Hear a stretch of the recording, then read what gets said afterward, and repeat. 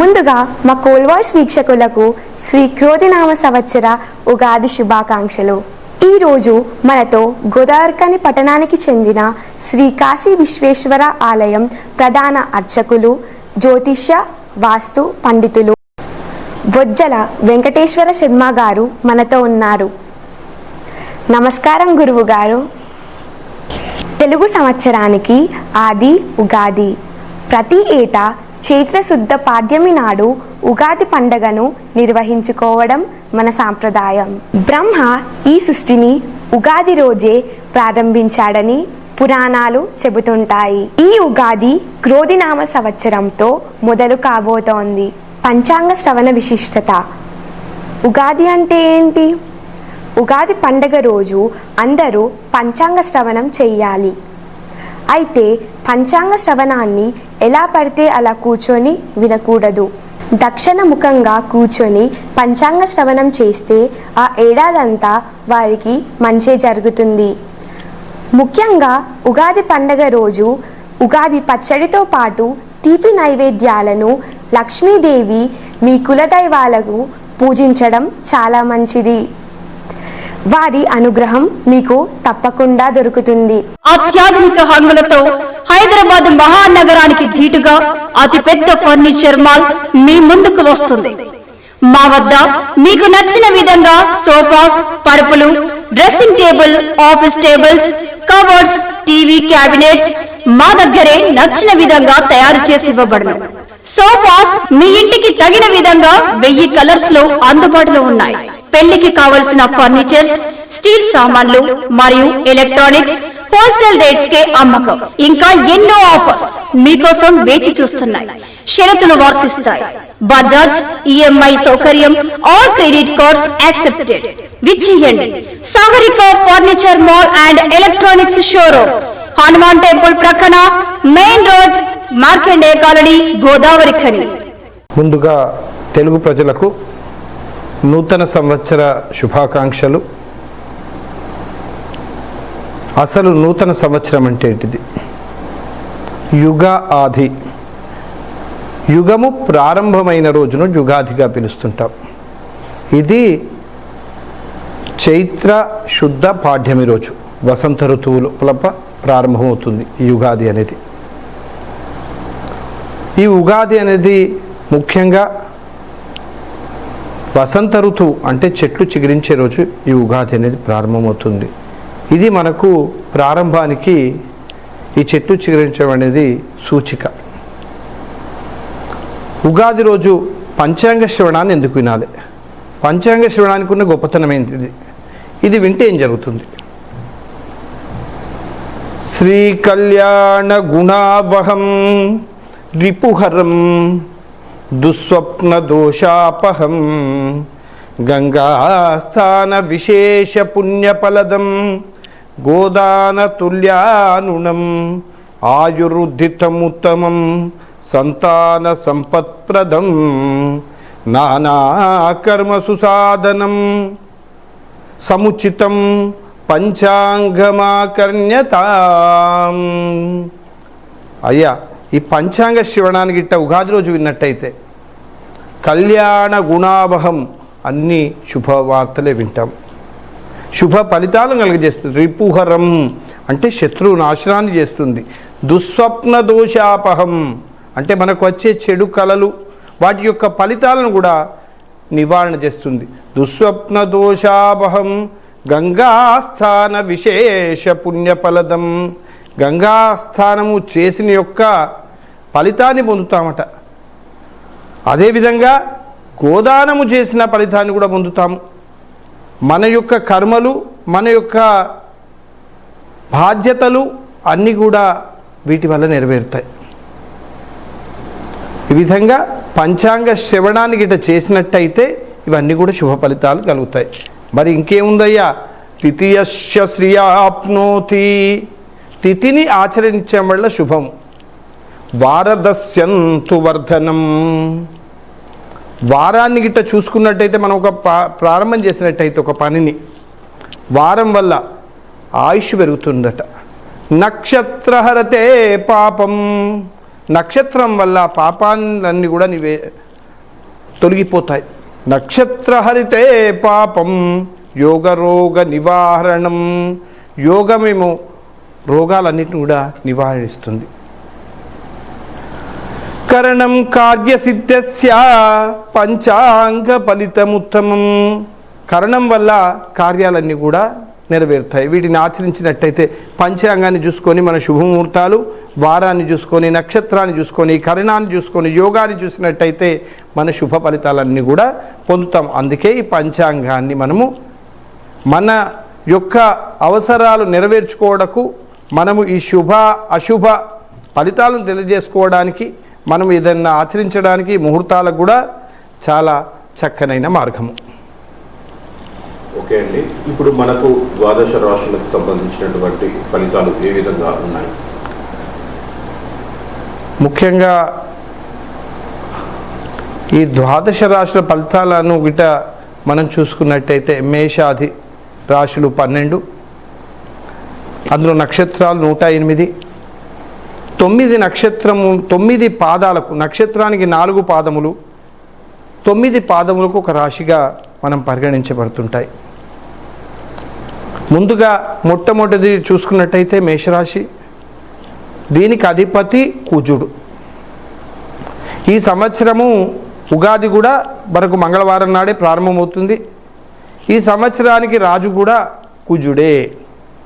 ఈ మేషరాశి వారికి ఈ సంవత్సరం చూసుకున్నట్టయితే ఆదాయము 8, వ్యయము 14. అదేవిధంగా రాజ్యపూజ్యత 4, అవమానం 3 ఈ మేషరాశి వారికి. ఈ మేషరాశి వారికి ఈ సంవత్సరం మే 3వ తేదీ నుంచి సంవత్సరాంతం వరకు ద్వితీయ స్థానంలో బృహస్పతి వలన అనుకున్న కార్యాలన్నీ కూడా నెరవేరుతాయి. ముఖ్యంగా రాజకీయ నాయకులకు లాభసూచకంగా ఉంది. విద్యార్థులు కాంపిటేటివ్ ఎగ్జామ్స్లో విజయాన్ని సాధిస్తుంటారు. ఏకాదశంలో శని వలన వారు చేస్తున్న వ్యాపారంలో లాభం జరగడము, అదేవిధంగా వారి అనారోగ్యంతో ఎన్నో రోజుల నుంచి బాధపడుతున్న వాళ్లకు ఆరోగ్యవంతులుగా మారడము. అయినప్పటికీ ద్వాదశ స్థానంలో రాహు వలన అనవసరమైన ఖర్చు. ఈ యొక్క రాహు యొక్క ఫలితాన్ని, ఈ దుష్ఫలితాన్ని నివారణ చేసుకోవడానికి మనం ఏం చేయాలంటే, ప్రతి మంగళవారం నాడు చక్కగా రాహుకాల సమయం అంటే ఉపవాసం ఉండి సాయంత్రం 4 గంటలకు ఒక నిమ్మకాయని తీసుకొని దాన్ని ఒక దీపం తరికా తయారు చేసుకొని మధ్యలో గూజు తీసేసి దాంట్లో నూనె పోసి ఒక వత్తిని వెలిగించి రాహు దగ్గర పెట్టి కొన్ని మినుములు పట్టుకొని ఆ యొక్క నవగ్రహాలకు ఒక 18 ప్రదక్షిణాలు గిట్ట చేసినట్టయితే ఆ రాహు యొక్క శుభ ఫలితములు అన్నిటికీ పొంది మన కార్యక్రమాలు, మనకు అనవసరమైన ఖర్చులు కూడా నివారణ చేసుకొని మనం ముందుకు వెళ్ళడానికి ఇది చాలా సులభమైన మార్గము. రెండోదైనటువంటి వృషభ రాశి. ముందుగా చెప్పాను మేషరాశి లోపల. మరి మేషరాశిలో ఏమేమి నక్షత్రాలు వస్తాయో మనం ముందుగా తెలుసుకోవాలి. ఎందుకంటే చాలామందికి ఈ మేషరాశిలో వచ్చే నక్షత్రాలు ఏంటివో తెలియదు. అశ్విని నక్షత్రం యొక్క 4 పాదములు, భరణి నక్షత్రం యొక్క 4 పాదములు, కృతిక నక్షత్రం యొక్క మొదటి పాదం, ఇంతకుముందు చెప్పాను కదా 9 పాదములకు ఒక రాశి అని. కృతిక నక్షత్రం యొక్క మొదటి పాదములు కలిగి మేషరాశి అంటారు. గోదావరికని పట్టణ నడిబొడ్డున చిన్న పిల్లలు మొదలుకొని పెద్దల వరకు మెరుగైన వైద్య సేవలు అందిస్తుంది లైఫ్ లైన్ పిల్లల హాస్పిటల్. ప్రత్యేక పిల్లల వైద్య నిపుణులు డాక్టర్ శ్రీలత, జనరల్ ఫిజిషియన్, గుండె, షుగర్ వ్యాధి నిపుణులు డాక్టర్ నరేష్ గారి పర్యవేక్షణలో ఆధునిక పరిజ్ఞానం, సిబ్బంది అంకిత భావం, పూర్తి స్థాయి వైద్య సేవలకై సంప్రదించండి. లైఫ్ లైన్ పిల్లల hospital, Reddy complex, Lakshmi Nagar, Godavarikhani. Cell number 9000966653. Rohini నక్షత్రం యొక్క 4 పాదములు, మృగశిర నక్షత్రం యొక్క మొదటి 2 పాదములు కలుపుకొని వృషభ రాశి అంటారు. ఈ వృషభ రాశికి అధిపతి శుక్రుడు. ఈ సంవత్సరము వృషభ రాశి యొక్క ఆదాయ వ్యయాలు చూసుకున్నట్టయితే 2, 8. అదేవిధంగా రాజ్యపూజ్యత, అవమానం చూసుకున్నట్టయితే 7, 3. వృషభ రాశికి జన్మస్థానంలో బృహస్పతి, దశమ స్థానంలో శని వల్ల అనుకున్న కార్యక్రమాలు నెరవేరకపోవడము, చేసే ఉద్యోగం సరిగ్గా చేయకపోవడం, విద్యార్థులు మందబుద్ధితో వ్యవహరించడము, జన్మస్థానంలో బృహస్పతి వలన అనారోగ్యము, లేనిపోని ఇబ్బందులు పడడము, ఇవన్నీ కూడా వృషభ రాశి వారికి. ఏమైనా కొత్త పనులు గిట్ట మొదలు పెట్టదలుచుకుంటే వాయిదా వేసుకోవడం చాలా మంచిది వృషభ రాశి వారు కొంతకాలం వరకు. అయినప్పటికీ ఏకాదశంలో రాహు వలన అనుకోని సంపాదన రావడం, కొంతవరకు వాళ్ళ కార్యక్రమాలు నెరవేరడం జరుగుతుంది. మరి ఈ వృషభ రాశి వారు ఏం చేయాలి? వీటి కోసం ఈ యొక్క దుష్ఫలితాలను నివారణ చేసుకోవడానికి గురువుది కానీ శని కానీ వారు, ఈ వృషభ రాశి వారు గురువు యొక్క జపతర్పణ హోమదానాలు, శని యొక్క జపతర్పణ హోమదానాలు చేసుకుంటే శుభ ఫలితాలను పొందగలుగుతారు. అది వీలు కాదు, మేడి చెట్టుకు దీపాన్ని వెలిగించి ఒక మంచి నెయ్యితోని ఒక 21 రోజులు ప్రదక్షిణాలు చేసి ఆ శివుని దర్శనం చేయడం వల్ల కూడా శుభ ఫలితాలు పొందుతాం. ఎందుకంటే ఇది ముఖ్యంగా క్రోధినామ సంవత్సరం. క్రోధినామ సంవత్సరం అంటేనే క్రోధి అనే దానికి కొంచెం భయంకరమైన అర్థం ఉంది. శుభకృతు శోభకృతు అనుభవించాం, చాలా చక్కని ఫలితాన్ని పొందాం.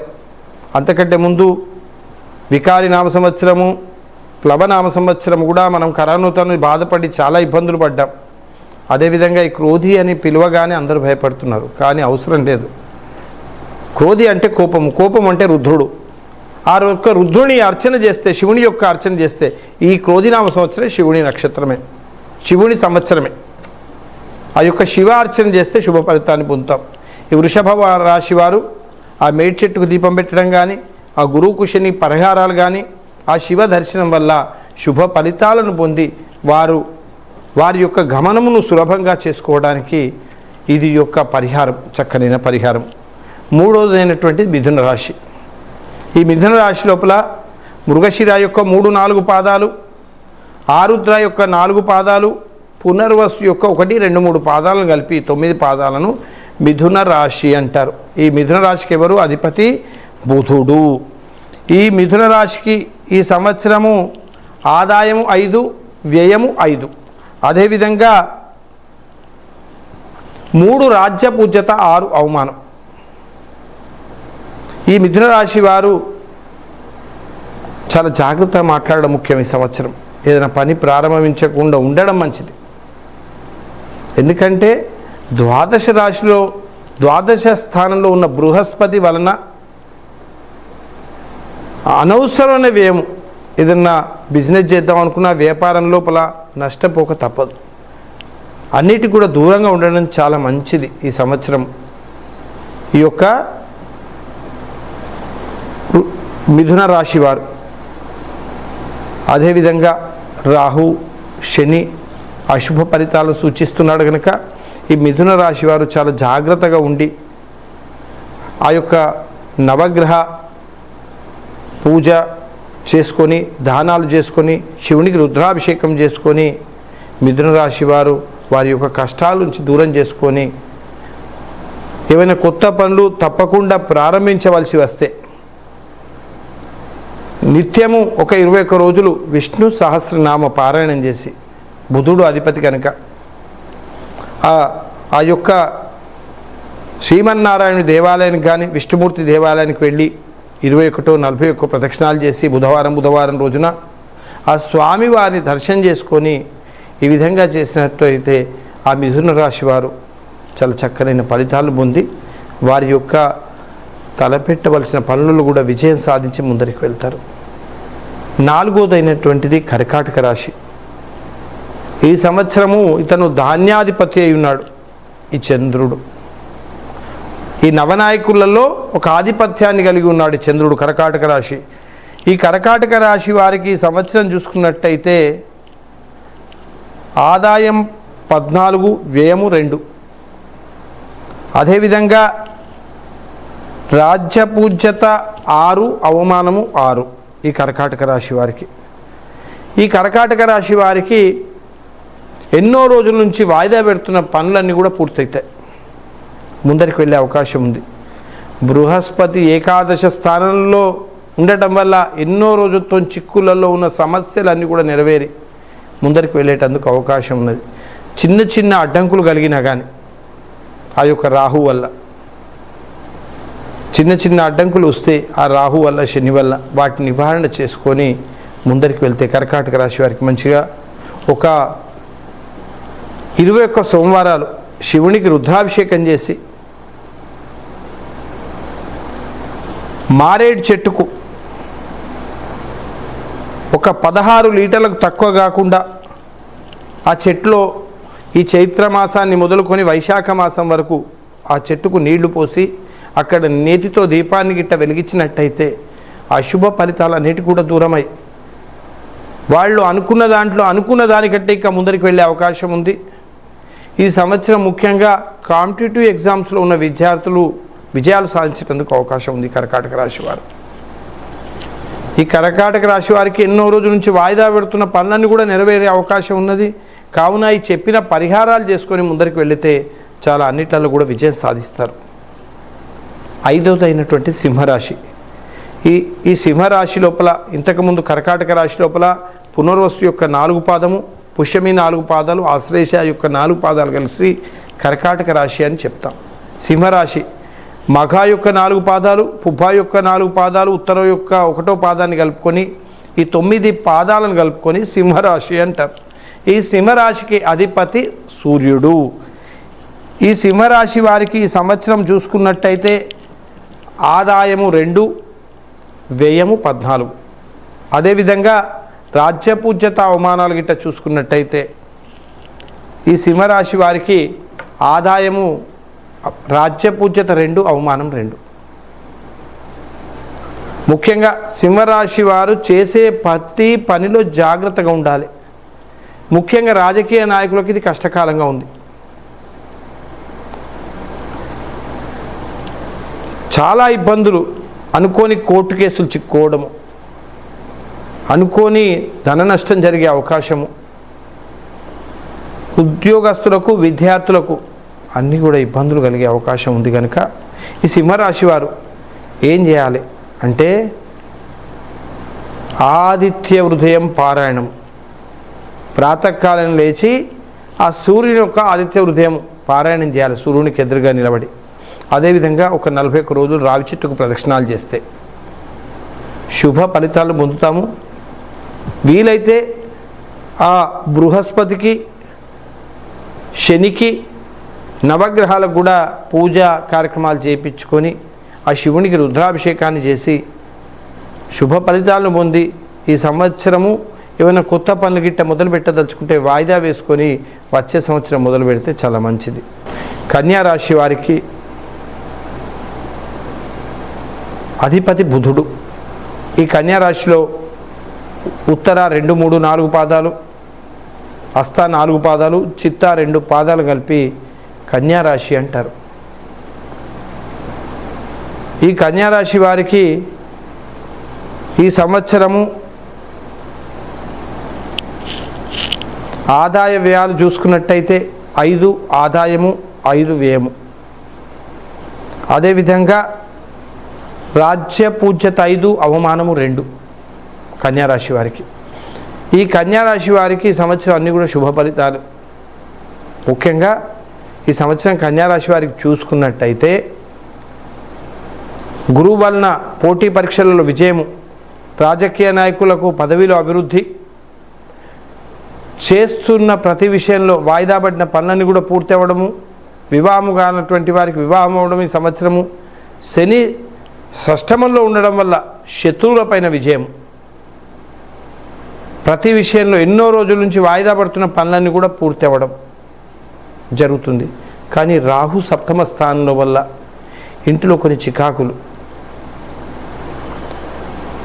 ఇంట్లో వారు చెప్పిన మాట వినకపోవడం, కొన్ని ఇబ్బందులు కూడా గురి అవుతుంటాం. ఈ చిన్న చిన్న అశుభ ఫలితాలను నివారణ చేసుకోవడానికి ఈ కన్యారాశి వారు సుబ్రహ్మణ్య స్వామికి ఒక 11 మంగళవారాల పాటు అభిషేకం పంచామృతాలు చేసి ఆ చిన్న చిన్న చికాకులు కూడా తొలగించుకొని వారి జీవనము సులభతరం చేసుకొని ముందుకు వెళ్ళవచ్చు. తర్వాత తులారాశి. ఈ తులారాశిలో చిత్తా యొక్క 3-4 పాదాలు, స్వాతి 4 పాదాలు, విశాఖ యొక్క 3 పాదాలు కలిపి ఈ 9 పాదాలను కలిపి తులారాశి అంటారు. ఈ తులారాశికి అధిపతి శుక్రుడు. ఈ తులారాశికి సంవత్సరం చూసుకున్నట్టయితే అని కూడా అశుభ ఫలితాలు కనిపిస్తున్నాయి. పంచమ స్థానం లోపల శని వలన పుత్రుల లోపల సంతానము అభివృద్ధి లేకపోవడము, వాళ్ళకు చదువులలో ఇబ్బంది, అనారోగ్యంతో చికాకులు. అదేవిధంగా గురువు సరైన స్థానంలో లేకపోవడం వల్ల అనుకున్న పనులు నెరవేరకపోవడము, విజయాలు సాధించకపోవడము, వ్యాపారంలో అభివృద్ధి లేకపోవడము, చెడు స్నేహాలు కలగడము. అందుకోసమే కొంచెము జాగ్రత్త వహించి సమాజంలో మేల్కొని ఎల్లవెళ్ళ ఉంటే వీళ్ళు జాగ్రత్త పడితే కొన్ని శుభ ఫలితాలను కూడా పొందవచ్చును. ముఖ్యంగా వీరు ఏం చేయాలి? శని యొక్క పరిహారము, అదేవిధంగా బృహస్పతికి పరిహారం చేసుకున్నట్టయితే శుభ ఫలితాలు పొందుతాం. రాహు షష్టమ స్థానంలో శుభ ఫలితాలను ఇచ్చినప్పటికీ బృహస్పతి సరిగ్గా లేకపోవడం వల్ల శత్రు అభివృద్ధి జరుగుతుంది. పంచమ స్థానం లోపల శని వల్ల సంతానంలో అభివృద్ధి లేకపోవడం జరుగుతుంది. కావున ఈ శుక్రునికి మీరు ఏం చేయాలంటే మేడి చెట్టుకు నేత్తో దీపం వెలిగించాలి, మేడి చెట్టు చుట్టూ ప్రదక్షిణాలు చేయాలి.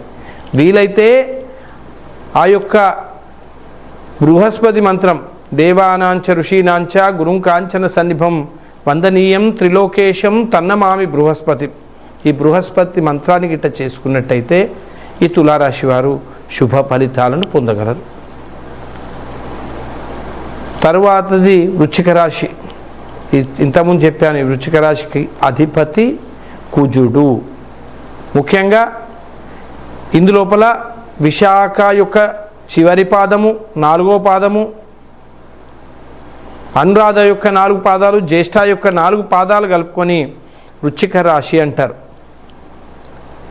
ఈ వృశ్చిక రాశి వారికి ఈ సంవత్సరం చూసుకున్నట్టయితే ఆదాయము 8, వ్యయము 14. అదేవిధంగా రాజ్యపూజ్యత అవమానాలు చూసుకున్నట్టయితే రాజ్యపూజ్యత 4, అవమానం 5.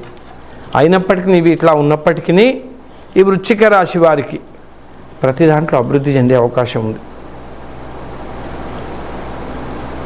బృహస్పతి చాలా చక్కగా ఉండడం వల్ల ఈ సంవత్సరము బృహస్పతి వల్ల, గురుబలం వల్ల వాయిదా వేస్తున్న పనులు పూర్తి కావడం, వివాహము ఎన్నో రోజుల నుంచి కానీ వారు ఉన్నట్టయితే శుభ ఫలితాలు పొందడం. ముఖ్యంగా అనురాధ నక్షత్ర జాతకులకు ఈ సంవత్సరము చాలా అద్భుతమైన అభివృద్ధిని కనిపిస్తున్నాయి వృశ్చిక రాశి లోపల. ఇంకా ఈ అనురాధ నక్షత్ర జాతకులు ఒక పగడాన్ని, త్రిభుజాకార పగడాన్ని తీసుకొని బంగారం లోపల ఉంగరం వేలుకు ఆ కుజుని యొక్క పూజ, రుద్రాభిషేకం చేసి ఆ రింగును ధరించినట్టయితే ఉంగరం వేలుకు ఇంకా శుభ ఫలితాన్ని పొందుతారు. శని వల్ల చిన్న చిన్న ఇబ్బందులు, అర్ధాష్టమ శని వలన కొంతవరకు ఇంట్లో అనారోగ్యం వల్ల ఇబ్బంది, పెద్దల అనారోగ్యం వల్ల, తల్లిదండ్రుల వల్ల కొన్ని చికాకులు కలుగుతుంటాయి. పంచమం లోపల రాహు వల్ల పిల్లాడు చెప్పిన మాట వినకపోవడం జరుగుతుంది. అయినప్పటికీ ఈ శుభ ఫలితములు బృహస్పతి వల్ల ఇవన్నీ కూడా దూరమయ్యి వీళ్ళు ప్రతి దాంట్లో ముందరికి వెళ్ళే అవకాశం ఉంది. ముఖ్యంగా రాజకీయంగా అభివృద్ధి చెందే అవకాశం ఉంది వృశ్చిక రాశి వారు. ఈ వృశ్చిక రాశి వారు ఈ సంవత్సరం శుభ ఫలితాలను పొందుతారు. అదేవిధంగా తర్వాతదైనటువంటి ధనుసు రాశి. ధనుసు రాశికి అధిపతి గురువు. ఇందులోపల మూల నక్షత్రం యొక్క 4 పాదాలు, పూర్వాషాఢ యొక్క 4 పాదాలు, ఉత్తరాషాఢ యొక్క 1వ పాదం కలిపి ధనుసు రాశి అంటారు. ఈ ధనుసు రాశికి ఈ సంవత్సరం చూసుకున్నట్టయితే ఆదాయం 11, వ్యయము 8. ధనుసు రాశికి ఆదాయం 11, వ్యయము 8. అదేవిధంగా రాజ్యపూజ్యత 7, అవమానం 5. అయితే ధనుసు రాశికి ఈ 7.5 సంవత్సరాలు శని తొలగిపోయి తృతీయ స్థానంలో ఉండడం వల్ల ఎన్నో సంవత్సరాల నుంచి పరిష్కారం కానటువంటి సమస్యలు పరిష్కారం అవుతాయి. రాహువు వల్ల కొన్ని ఆటంకాలు కూడా ఏర్పడుతుంటాయి. కానీ శని వల్ల లాభం చేకూరే ధన సంబంధమైన విషయాల లోపల లాభాన్ని పొందే అవకాశం ఉంది. కానీ బృహస్పతి సరి అయిన స్థానంలో లేకపోవడం వల్ల ఎప్పుడు చికాకులు, టెన్షన్స్, సమస్యలు వెంబడిస్తూనే ఉంటాయి. ఈ ధనుసు రాశి వారికి కొత్త పనులను కొంచెం వాయిదా వేసుకోవాలి. పోటీ పరీక్షల్లో ఉన్న విద్యార్థులు చాలా జాగ్రత్త పాటించాలి. ఫలితాన్ని పొందాలంటే చాలా ఇబ్బందులు ఉంటాయి. చాలా హార్డ్ వర్క్ చేయవలసిన అవసరం వస్తుంది వీరు ప్రతి విషయంలో కూడా. ఈ ధనుసు రాశి వారు వీటన్నిటికీ దూరంగా దలుచుకుంటే ఆ యొక్క బృహస్పతి యొక్క పరిహారాలు, గురువుకు జపతర్పణోమ దానాన్ని చేసి పోటీ పరీక్షల్లో విజయం సాధించవచ్చును. రావుకు సంబంధించినమై పరిష్కారం చేసుకొని చికాకులు కూడా తొలగించుకోవచ్చును. తరువాతది మకర రాశి. ఈ మకర రాశిలో ఉత్తరాషాఢ యొక్క 4 పాదాలు, 3 పాదములు, 2, 3, 4 పాదాలు, శ్రవణ నక్షత్రం యొక్క 4 పాదాలు, ధనిష్ట నక్షత్రం యొక్క 2 పాదాలు కలిపి మకర రాశి అంటారు. ఈ మకర రాశికి అధిపతి శని. ఈ శని ఈసారి నవనాయకులలో అంటే క్యాబినెట్ మినిస్టర్ల లోపల 4టికి ఆధిపత్యం వహిస్తున్నాడు. ఈ శని సంవత్సరం సేనాధిపతి ఆయనే, అర్ఘ్యాధిపతి ఆయనే, మేఘాధిపతి ఆయనే. ఈ సంవత్సరము మంత్రి కూడా ఆయనే ఈ సంవత్సరం శని. అటువంటిది మకర రాశి. ఈ మకర రాశికి ఎన్నో సంవత్సరాల నుంచి వాయిదా వేస్తున్న పనులన్నీ కూడా పూర్తవుతాయి. శని పాదాలపైన అంటే 7.5 సంవత్సరాల శని పాదాలపైకి వచ్చాడు కనుక అనవసరమైన తిరుగుళ్ళు మాత్రం కొన్ని ఎక్కువగా జరుగుతుంటాయి. ఆ తిరుగుళ్లతో అనవసరమైన ఖర్చు, అప్పుడప్పుడు చికాకులు కలగడం, పనులు పూర్తయితే కానీ చికాకులతో కొంచెం ఇబ్బందులతో పూర్తి అవుతుంటాయి. కావున ఈ మకర రాశి వారు ఆ శని యొక్క జపతర్పణోమ దానాలు చేసుకొని ఆ శివారాధన చేసి శివునికి రుద్రాభిషేకం చేసుకొని శుభ ఫలితాలను పొందాలని కోరుకుంటున్నాం. తర్వాతది కుంభరాశి. ఈ కుంభరాశిలో ధనిష్ట యొక్క 3, 4 పాదాలు, శతభిషం యొక్క 4 పాదాలు, పూర్వాభాద్ర 1, 2, 3 పాదాలు కలిపి కుంభరాశి అంటారు. ఈ కుంభరాశికి అధిపతి శని. ఈ సంవత్సరం కుంభరాశి చూసుకున్నట్టయితే 14 ఆదాయం, 14 వ్యయం. ఎందుకంటే మకర రాశికి ఏ విధంగా ఉంటుందో శని అధిపతి కనుక కుంభరాశికి కూడా అదే విధంగా ఉంటుంది. మకర రాశికి కూడా 14 ఆదాయం, 14 వ్యయం. అదేవిధంగా రాజ్య పూజ్యత అవమానాలు చూసుకుంటే మకర రాశికి 3, 1, కుంభరాశికి 6, 1. వీరు కుంభరాశి వారు చాలా జాగ్రత్తగా ఉండాలి. ఈ సంవత్సరము కోర్టు సమస్యల్లో ఇరుక్కునే అవకాశం ఎక్కువ ఉంది. భూ సంబంధిత విషయాల్లో ఇబ్బందులను ఎదుర్కొనే అవకాశం ఉంది. చాలా జాగ్రత్త పాటించాలి. ఎందుకంటే జన్మం లోపల శని ఒక దిక్కు, ద్వితీయ స్థానం లోపల రాహు ఒక దిక్కు, చతుర్థ స్థానంలో బృహస్పతి. ఈ 3 గ్రహాలు కూడా సరిగ్గా లేకపోవడం వల్ల రాజ విరోధం జరిగే అవకాశం ఉంది.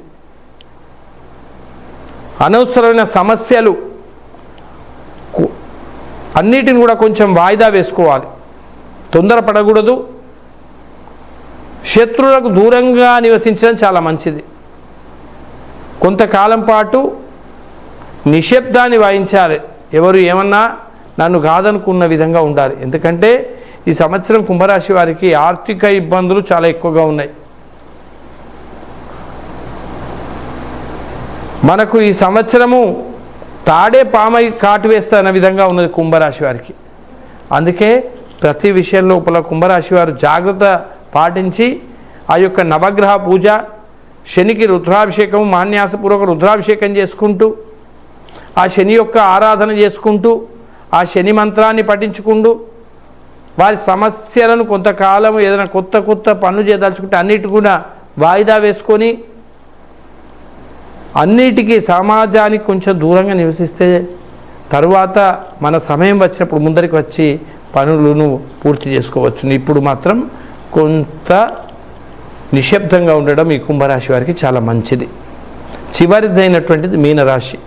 ఈ మీనరాశిలో పూర్వభాద్ర యొక్క 1వ పాదము, ఉత్తరాభాద్ర యొక్క 4 పాదాలు, రేవతి యొక్క 4 పాదాలు కలిపి మీనరాశి అంటారు. ఈ మీనరాశికి అధిపతి గురువు. మీనరాశికి ఇతను ఈ సంవత్సరము రసాధిపతి అయి ఉన్నాడు. గురువు ఒక స్థానాన్ని పొంది ఉన్నాడు. ఈ మీనరాశి వారికి ఇన్ని రోజులు అనుకున్నంత సులభంగా ఏ పని జరగదు, అన్నీ కూడా వాయిదా పడుతుంటాయి మీనరాశి వారికి. ఎందుకంటే ఇటు బృహస్పతి తృతీయ స్థానంలో వల్ల అన్నదమ్ములతో విరోధము, జన్మంలో రాహు వల్ల అనారోగ్యము, ద్వాదశ స్థానంలో శని వలన అనవసరమైన ఖర్చు, ఒకటి కాకుంటే ఒకటి మీద పడుతూనే ఉంటుంది. అదేవిధంగా ఈసారి మీనరాశి వారికి ఆదాయ వ్యవహారాలు చూసుకున్నట్టయితే 11 ఆదాయము, 5 వ్యయము, రాజ్యపూజ్యత 2, అవమానం 4. ఇది ఇట్లా ఉన్నప్పటికీ కొంతకాలం వరకు ప్రతి పనిలో కూడా ఫెయిల్యూర్ జరిగే అవకాశం ఉంటుంది. కొంచెం జాగ్రత్త వివరించుకుని ముందరికి వెళ్ళాలి. మీనరాశి వారికి 7.5 సంవత్సరాల శని శిరస్సు మీద ఉన్నది. శిరస్సు అంటే ఇక లేనిపోని ఆలోచనలు, అనారోగ్యము, శిరస్సుకు సంబంధించిన వ్యాధులు వచ్చే అవకాశం ఉంటుంది. తలకాయ నొప్పి, మైగ్రేను, బ్రెయిన్ ట్యూమర్స్, వీటన్నిటిని కూడా కొంచెం జాగ్రత్త వివరిస్తూ ఆ యొక్క అనవసరమైన టెన్షన్స్కు దూరంగా ఉంటుకుంటూ ఈ మీనరాశి వారు కొంతకాలము వరకు ఓపికగా ఉంటే వారు తర్వాత విజయం సాధించే అవకాశం ఉంది. ఈ మీనరాశి వారు ముఖ్యంగా బృహస్పతి ఆరాధన చేసి ఆ గురువును పూజించి గానగాపుర దర్శనం చేసుకొని దత్తాత్రేయ స్వామి వారిని పూజించి మేడి చెట్టుకు ప్రదక్షిణాలు చేయాలి. మేడి చెట్టుకు ప్రదక్షిణాలు చేసి శివాలయంలో రుద్రాభిషేకము, సాధ్యమైనంత వరకు ప్రతి సోమవారం శివదర్శనం చేయడం వల్ల శుభ ఫలితాలను పొంది ఈ ద్వాదశ రాశుల వారందరూ కూడా ఈ యొక్క రాశి ఫలాలను చూసి జాగ్రత్త వివరించి చేసే పనులు ముందుకు వెళ్తే అన్నీ కూడా మనము శుభ ఫలితాలను పొందుతాం. స్వస్తి ప్రజాభ్యాం పరిపాలయంతాం న్యాయేన మార్గేణ మహీమహీషాం గోబ్రాహ్మణేభ్య శుభమస్తు నిత్యం లోకా సమస్తా సుఖినో భవంతు. ఈ క్రోధినామ సంవత్సరంలో రాష్ట్ర దేశ రాజకీయాలు ఏ విధంగా ఉండబోతున్నాయి? రాబోయే పార్లమెంట్ ఎన్నికల ప్రభావం ఆయా రాజకీయ పార్టీలపై ఏ విధంగా ఉంటుంది? ఈ సంవత్సరము చూసుకున్నట్టయితే ఇది క్రోధినామ సంవత్సరము. క్రోధినామ సంవత్సరం అనగానే కోపంతో కూడుకున్న సంవత్సరం అని ఒక అర్థం ఉంది. మరియు దీనికి రాజు కుజుడవుతున్నాడు. ఈ సంవత్సరం మంగళవారం నాడు ఉగాది రావడం వల్ల రాజు కుజుడై మంత్రి శని, సేనాధిపతి కూడా శని అవుతున్నాడు. దీనివల్ల రాజకీయ నాయకుల మధ్య అంతర్కలహాలు సంభవించే అవకాశం ఉంది. ముఖ్యంగా పార్లమెంటు ఎలక్షన్స్ లోపల ఆ యొక్క రూలింగ్ పార్టీకి కొంతవరకు అనుకూలంగా ఉండకపోవచ్చును. అదేవిధంగా కాంగ్రెస్ పార్టీ కొంతవరకు మెరుగుపడవచ్చును ఫలితాల లోపల ఈ సంవత్సరం. అంటే గవర్నమెంట్ ఫామ్ చేసేది ఏ పార్టీకి అవకాశం ఉంది అంటారు? ఈసారి చూసుకున్నట్టయితే పూర్తి మెజార్టీ ఏ పార్టీ కూడా రాకపోవచ్చును ఈ సంవత్సరం. ఎందుకంటే కుజుడు రాజైనప్పుడు స్థిరమైన పరిపాలనకు అవకాశం తక్కువగా ఉంటుంది. పాపగ్రహాలు 7 కూడా ఆధిపత్యాన్ని ఈ నవనాయకుల లోపల కలిగి ఉంటున్నాయి. దానివల్ల ఒక స్థిరమైనటువంటి మెజార్టీ కలిగిన ప్రభుత్వం రాకపోవచ్చును నా అభిప్రాయం ప్రకారం. అదేవిధంగా శని సేనాధిపతి అవుతున్నాడు. అంతర్కలహాలు కూడా సంభవించే అవకాశం ఉంటుంది. ఎవరికి వారే మంత్రికి కుజునికి మధ్య విరోధం ఉండడం వల్ల కేంద్ర రాష్ట్రాల మధ్య సయోధ్య ఉండకపోవచ్చు. నీటి కొరత ఏర్పడే ప్రమాదం ఏమైనా ఉందా? ఈ సంవత్సరము మేఘాధిపతి శని అవుతున్నాడు. అదేవిధంగా సంక్రాంతి పురుషుడు మహోదర అనే నామధేయం మీద వస్తున్నాడు.